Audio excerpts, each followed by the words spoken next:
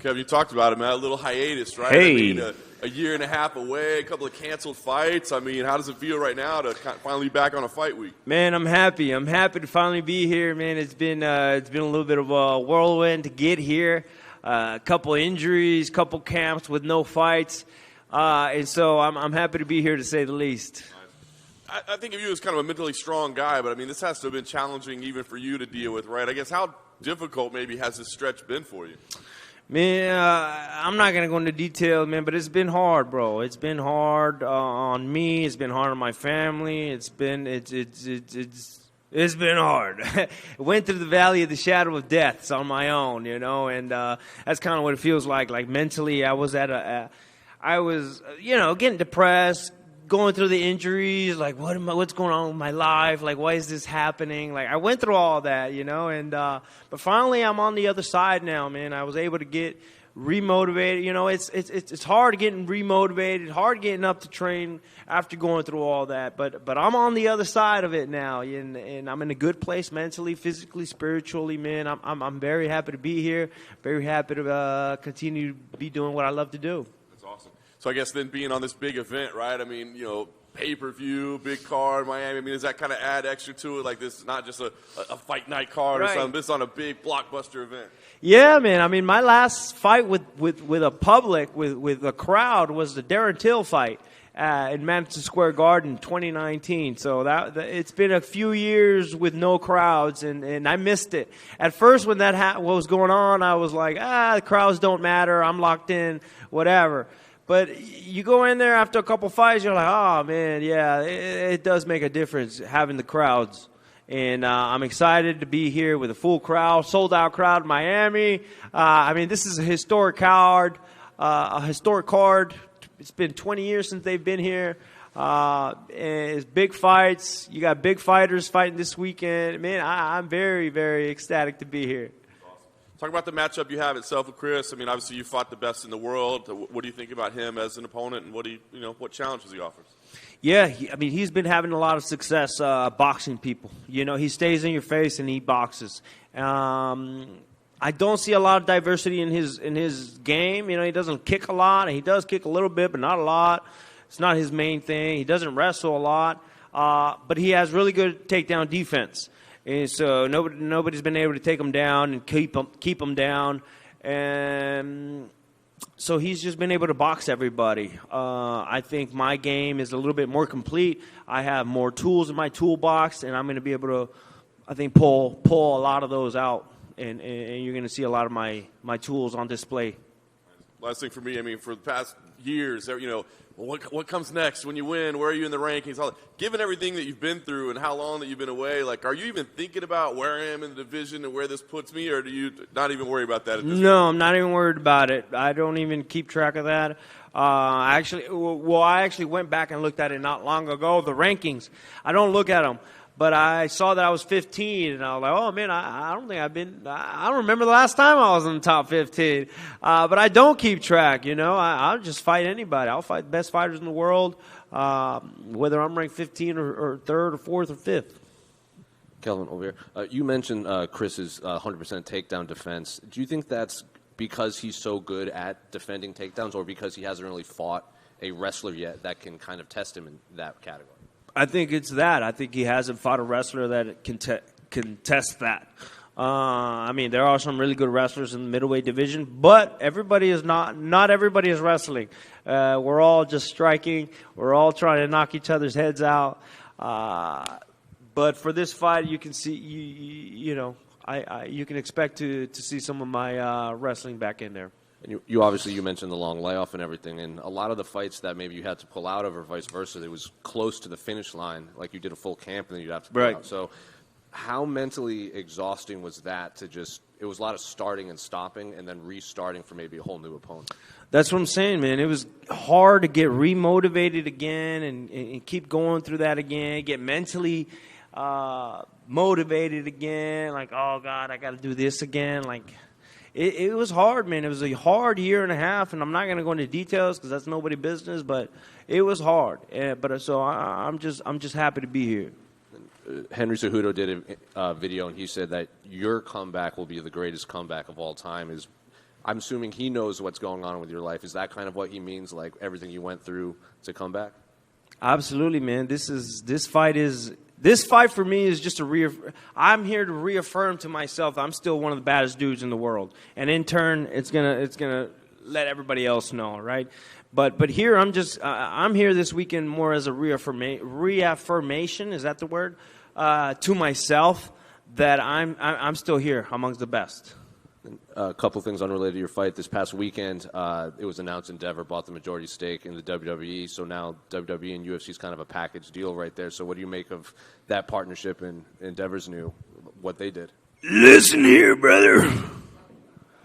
No, I'm kidding. No, I think it's cool. Hopefully, it's a good thing for the fighters. It's a good thing for the employees of the UFC. Hopefully, it's a good thing for the fighters. Hopefully, we see some mergers going on. Who knows? Maybe we see somebody like Conor merging over. Something like that. You wouldn't want to put the mask on? Put a luchador mask on? Why not? Get Kane and me in a tag team. And the final one for me, can I get your thoughts on the main event? Obviously, you spent 25 minutes fighting Israel, but he has a big rematch ahead. Right. Yeah, I thought Adesanya was going to win that last, the fight that he had, and he almost did. Now that I think about it, though, it's hard to go against the data. It's hard to go against the history. I mean, the guy's got 4 victories over him, right? So it's hard to go against that. Three. So it's hard to go against all that data. So I'm thinking Alex wins again. Unless Adesanya chooses to switch his game plan and wrestle, I think this could be a different fight. And hopefully he uses that MMA experience to his advantage. He has more MMA experience than Alex. So hopefully he uses that to his advantage. Kelvin, just curious, have you crossed paths with Adesanya over here? And if so, I don't know if you guys have exchanged any words. Just now, I saw him right now, and he said, "What's up? Good luck." And he didn't even know I was fighting tonight. And I got to ask, where obviously in Miami, there's going to be a huge Hispanic, Latino presence, and obviously with your roots. Do you feel like you're going to be sort of the home, even though it's not your hometown, do you feel like you're going to be cheered for and be sort of the hometown guy in a way? I hope so, every time I've been in Miami, man, Miami has been amazing to me. And I've been here a few times. It's hurt my wallet a few times. But the people here are amazing, man. I love the diversity here. I love the culture here, the food, the beautiful women. I mean, it's just a beautiful city. Yeah. And I spoke to you back in October at Fight Ready, and you were telling me how, a lot of things have changed for you. Like, people don't realize this, but you're making a comeback, and you moved states, you changed teams. So I want to ask you, how different is this version of Kelvin Gastelum that we're going to see compared to the one that we saw a year plus ago? Completely different, man. This has been a season of growth. Technically, mentally, spiritually, has been a season of growth. I've grown so much. Not only that, my last fight, I was 29 years old. I am 31 now. I'm putting on my big boy muscles now, and I feel good, man. I feel good. A lot has changed. Perspectives have changed. The way I view things changed. I think I am maturing. You think? I think. And last one, obviously with there's been a long layoff, right? Cancellations, injuries, and whatnot. But are you almost thankful that there's been this much time of break in order to reconstruct, rebuild, and come back stronger? It has been a little bit of a blessing in disguise. In no way, shape, or form is 2 canceled bouts a good thing. But it has been a little bit of a blessing in disguise, getting healed up, getting physically, mentally healed. As awesome as this job is, you get to a point where it does get monotonous. It does get repetitive because that's what it is. We repeat, wash, and rinse is what we do in this game. And I think I got away from the things that I like, and I was just going through the motions and kind of got lost in all of that, you know, and it was good to get away from it for a year and a half and appreciate where I am, appreciate this company, and appreciate everything that comes with it, you know. And so yeah, it was short to shorten it out. Yeah, it was good. It was good. Thank you. Yeah. Over here. Yes. Hey, to expand a little bit about being in Miami and first time in 20 years, and I'm just curious, when something like that happens as a fighter, does that even put a little more emphasis to go out there and have a good show and want to get this thing back to South Florida whenever, or do you not think so much about that? I think some people do. They want to go out there and they want to put on a good fight for the fans, good fight here in Miami. There's going to be a lot of big-name celebrities coming into town to check out these fights. So, yeah, man, we want to put on a good show. We want to make a good impact. We want to come back soon. And on the merger you mentioned, there have been crossovers we've seen like Ronda Rousey, Brock Lesnar, Junior Dos Santos, even CM Punk coming over to your side to the MMA.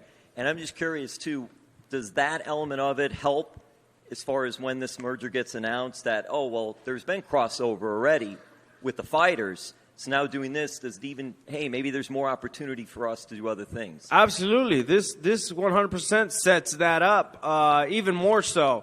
I think mergers would be a good thing. I mean, it would be good for the athletes that want to do that. Yeah, I think it's a good thing, man. I think it's a great thing. Kelvin, over here to your left. Yes, sir. I'm curious your take, you know, in this fight, you opened up as an underdog, and now you're a slight favorite. I'm just kind of curious, like, if you have a take on why you might have been the underdog, if you think you should have been the underdog. I don't know. I like it when I'm the underdog. I feel like I fight better when I'm the underdog. I fight better when the pressure's on. I fight better when people don't expect me to win. And I think when people have expected me to win, I kind of take it for granted, and I'm like, you know. I think when people don't expect me to win, that's when I'm at my best. Perfect. And then just kind of curious, you know, how you maybe see yourself winning this fight. Decision, putting them away. What's your take on that? I have no idea. I have so many things planned for this fight. I have no idea how it's going to go. But I have a lot of cool things planned for this fight, and I'm excited. Hey, Kelvin. Rafa. I'm gonna ask you in português, okay? Fala pouquinho pro pessoal do Brasil como que é essa tua luta de sábado, como que você tá, como foi seu treino. Tô muito feliz de estar de volta. 1 ano e meio sem luta, 2 campamentos sem luta, então foi difícil, cara. Foi muito difícil de estar de volta para fazer todo o trabalho que tem que fazer para estar de volta fisicamente e mentalmente aqui. Foi muito difícil, mas agora estou no outro lado disso e estou em um lugar mentalmente e fisicamente muito bem. Muito preparado para a luta. Estou feliz de estar aqui. Just a standard question of how he's feeling, telling to the Brazilian crowd how you're feeling. Such a year and a half, 2 camps, all the work that I had to put in to actually to be back here, and so happy to be on the other side of this right now. Very happy and very prepared to go forward. Thank you. E fala pouquinho do que você acha da luta do Alex com o Adesanya. Eu pensei que Adesanya ia ganhar a luta que teve, né? Mas Alex, né? Ele é bom, cara, um monstro. E eu pensava que Adesanya ia ganhar só por a experiência na MMA, né? Alex não tem muitas lutas no MMA, então eu pensava que a experiência de MMA favoriza Adesanya. Então, nesta luta, se não mudou do seu jogo, eu acho que vai ser a mesma resultado. I really thought that in the main event the last time that Adesanya was going to get it, especially because of I thought that the advantage of the MMA experience would actually be to his advantage. But as it turns out, Alex is Alex. He's a monster. He's a big guy. He can do things.